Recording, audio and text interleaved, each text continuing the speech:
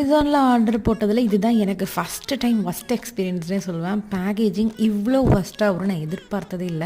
உள்ள இருக்கிற ப்ராடக்ட் அப்படியே வெளிய தெரியிற மாரி டிரான்ஸ்பரன்ட்டா இப்படி தான் ரிசீவே ஆயிருந்துச்சு.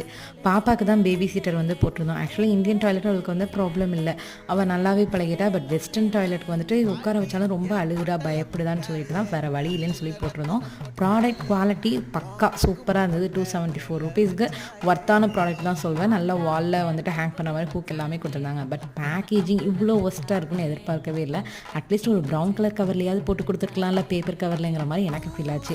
உங்களுக்கு இந்த மாரிலாம் நடந்திருக்காங்கிறத கமெண்ட்ல ஷேர் பண்ணுங்க. கார் வந்து ஒரு 7 மாசமா அண்டர் மெயின்டனன்ஸ்ல இருந்தனால நம்ம மெட்ரோலயே போயிட்டு மெட்ரோலயே தான் பர்ச்சேஸ் பண்ணிட்டு வந்தோம். ஸோ வந்துட்டு ரொம்ப நாள் கழிச்சு இப்போ இந்த ஹெச்எம்டி ஜங்ஷன கார்ல போம்போது செம்ம ஃபீல் ஆச்சு. நம்ம பர்ச்சேஸ் முடிச்சதுக்குள்ள லஞ்ச் ஓவர்ன்னு சொன்னாங்க. நார்த் இந்தியன் பிளேட் தான் இருக்குனாங்க. அதையும் சாப்பிட்டுட்டு வீட்டுக்கு வந்தோம்னா தான் தெரியுது, பர்ச்சேஸ் பண்ணும்போது குஷியா இருக்கும். அத ஆர்கனைஸ் பண்றதுக்குள்ள தான் போதும் போதும்னுங்கிற மாரி இருக்கும். உங்களுக்கு எப்படி?